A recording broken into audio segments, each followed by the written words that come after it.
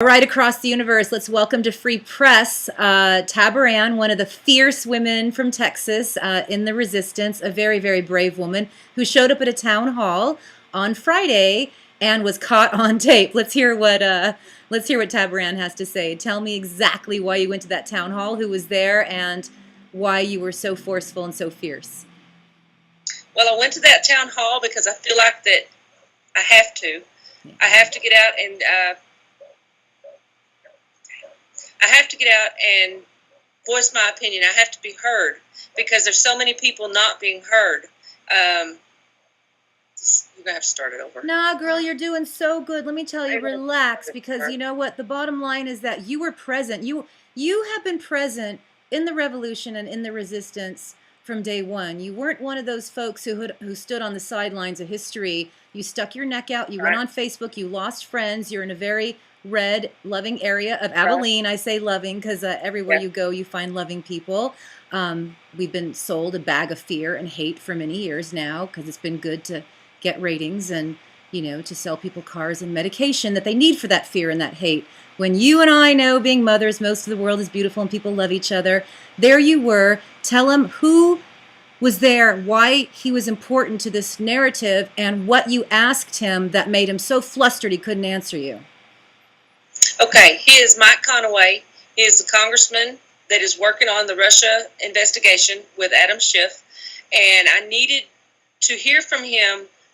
I wanted an answer of why that the GOP and the people that are still sticking with Trump can align themselves with such a liar. Yeah. You can tell he's lying. It's on video. You can tell he's lying.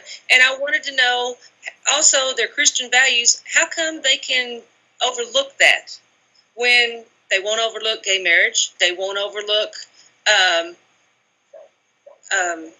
I know what you're saying. They peddle fear, homophobia, bigotry, superiority, phony pastors to extract cash, sell this kind of superiority thing that's not cool or loving.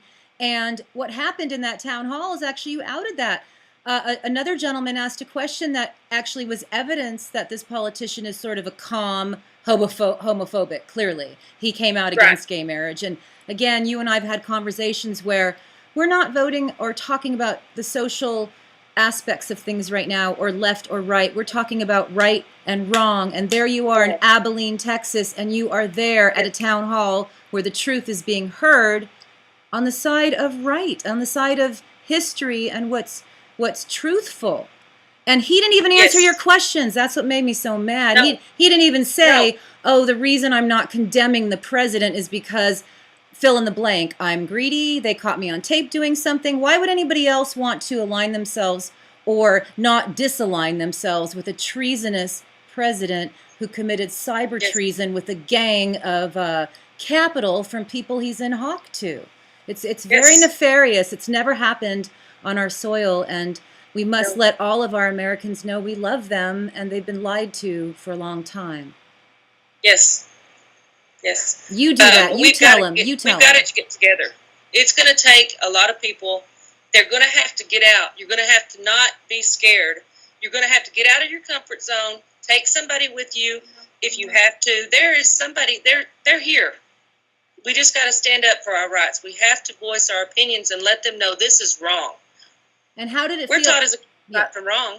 How did it feel to lose friends and, you know, lose people when you stuck your neck out to be on the right side of history and you said, I'm not going to stand up for a gaslighting, lying son of a bitch. I'm actually going to get in there and let people know that there are women, brave Christian women in Texas who don't put up with lying pieces of you know what. And again, we're not supposed to call names. We're supposed to send light. But this is something that we've been on the run. We middle-aged women were not popular before November 8th. We were less popular after November 8th. Everyone who feels marginalized feels a little bit less loved. And you and I and the rest of this beautiful universe comes together and says, no, this is love. Right.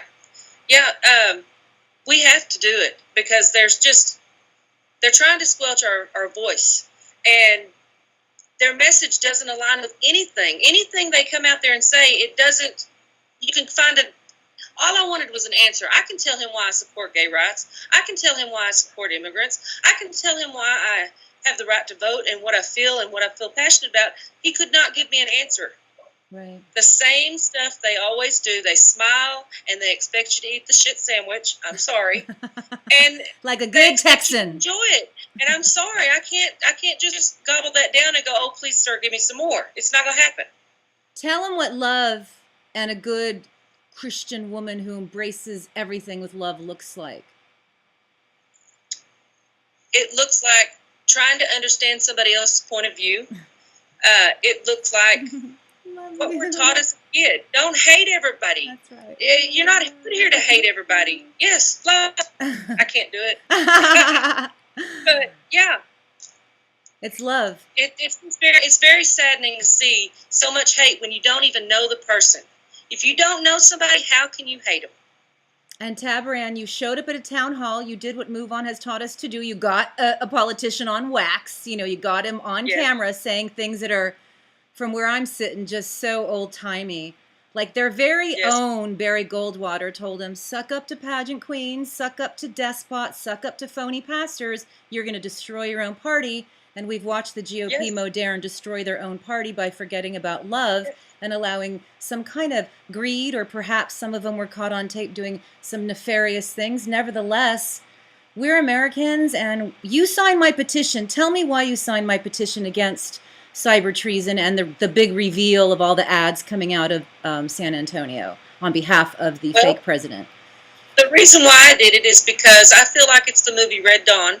I feel like we're living it. Yeah. And we didn't they didn't come with their guns. They came, and the Trump supporters, they overlooked everything they stand for, and they said, well, come on in, blindly, and we're supposed to just take that. This is country over party.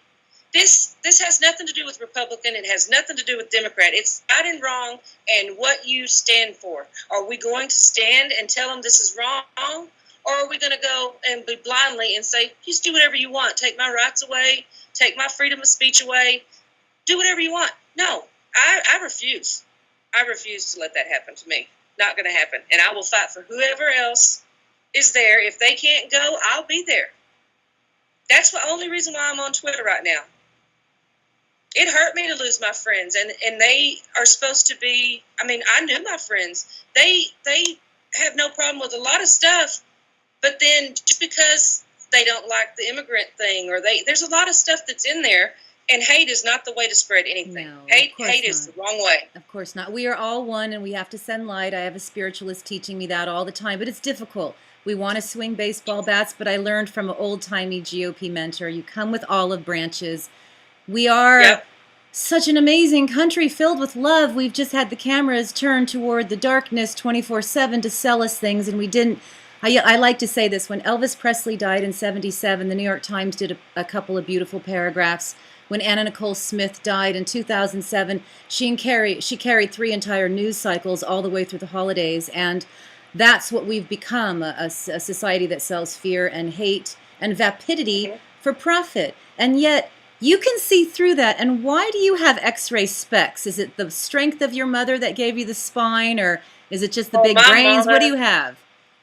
My mama had taught me, when I turned 18, she said, you're going to go vote. I don't care how you vote, but you're going to go vote. Beautiful. You need to have your voice. This is what you have. Women were not given the right to vote until a certain time. And you have to stand up. You have to have a backbone. She's the strongest lady I know. Beautiful. She reminds me of all the other women that are strong. Hillary Clinton, Maxine Waters. Yeah. All of them. Shout out to our girls. Shout out to our girls. And the men who love women. If it wasn't for those people, we'd still be mealy-mouthed and sitting back. That's right. And I refuse to be that way. And you saw that I interviewed a woman who was 100 years old at the Women's March in D.C., and she said, we've come a long way, but we have a lot of work. And she said to work harder. You are doing the labor of democracy. You went to a town hall. You're doing a lot of good works. You made friends through the resistance. And, gee, I just want to thank you for your support of what I do. And I'm so grateful to be able to spread your message of love from Texas. And any last thing you want to send to this beautiful universe that supports free press activism and truth really across the universe? Yes, ma'am. I thank you very much. What I want to say is rise up. Rise up. unite. Yeah. Stand up for the right cause, not for what they want you to believe. Stand up and use your voice. Join together. We have to do this for country. We have to do this. Like one of my favorite quasi-Texans, Greg Ginn from Black Flag, will always remind us we must rise above. So we are going to rise above together on this beautiful Sunday. And I thank you so much for your activism and your support of Free Press, Tabaran. You go knock 'em dead, Killa. Take care. Bye-bye. Thank you. Thank you. Bye.